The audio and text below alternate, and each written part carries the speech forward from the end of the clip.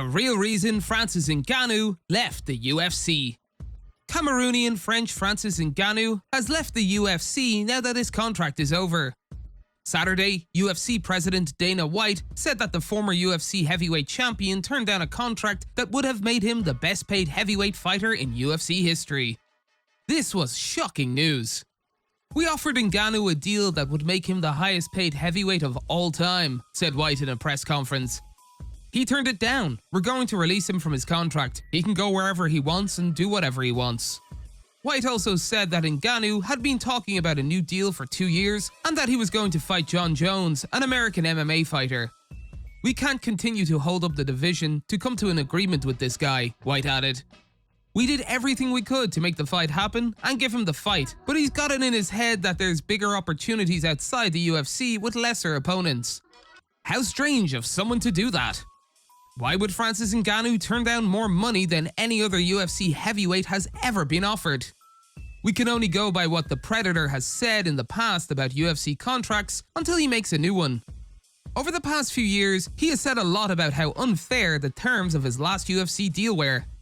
"This could be a good thing or a bad thing. In that contract, I'm not free," he said. "I'm not an independent contractor. I have no rights. I hand over all the power to you guys.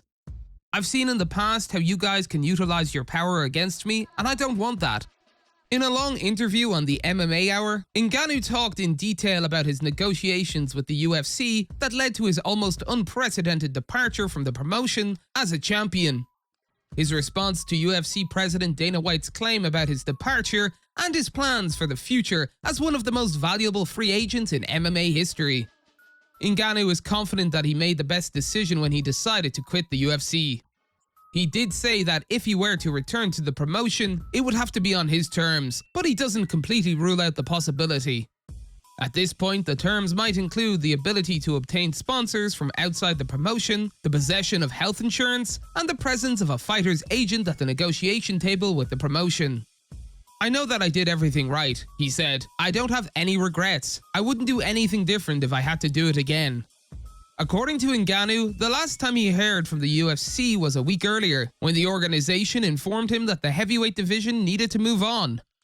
However, he did not alter his position regarding the fact that he required concessions that went beyond what was included in the regular UFC deal. He feared that he would have little leverage in further negotiations if he was unable to obtain them. He claimed that the promotion wasn't interested in boxing, so he demanded a contract that would allow him to continue fighting beyond the 3 fights he'd previously committed to. He also wanted to be able to box. "They didn't want anything to do with boxing," he said. "They were like, if and only if, and in good faith, and I'm like, I'm not betting on that." Hunter Campbell, who is the COO of UFC, and Mick Maynard, who is a matchmaker, talked on the phone, but Ngannou could tell that White was in the room when they talked. White had said that the deal had made the Predator the best paid heavyweight in UFC history, but Ngannou said he couldn't be sure because he couldn't verify what he was being told. "It's all their narrative, which is their narrative and it can't be proven," he said. "I wish it could work, I really do. I really wanted to, but not at any cost." Francis's desire to box was the biggest and most obvious problem between Ngannou and the UFC. "Boxing is something that I'm not taking my eyes off," Ngannou said in an interview with TMZ Sports from January 2022. "This is going to happen either way, and even if I stay, even if or when the UFC and we finalize a deal, the boxing part has to be into it, because I can't see myself to retire without boxing." There was a lot of talk for a short time that Francis Ngannou would fight Tyson Fury. After he beat Dillian Whyte in April 2022, Fury even brought Ngannou into the ring to talk about the fight. Then there was nothing. Still, it's not clear if that's because Tyson Fury lost interest in the fight or because the UFC threatened to sue the 2 men for tortious interference. Even if Fury isn't an option anymore, there's still Deontay Wilder. Wilder is more of a brawler, so he might be seen as a more likely opponent for Ngannou, who is strong but has never boxed before. Francis and Deontay have both said they would like to fight each other. There's a good chance that Ngannou will sign with the PFL. So far though, nothing has been proven. There is a chance that Ngannou and Fury will fight each other in the ring in 2023.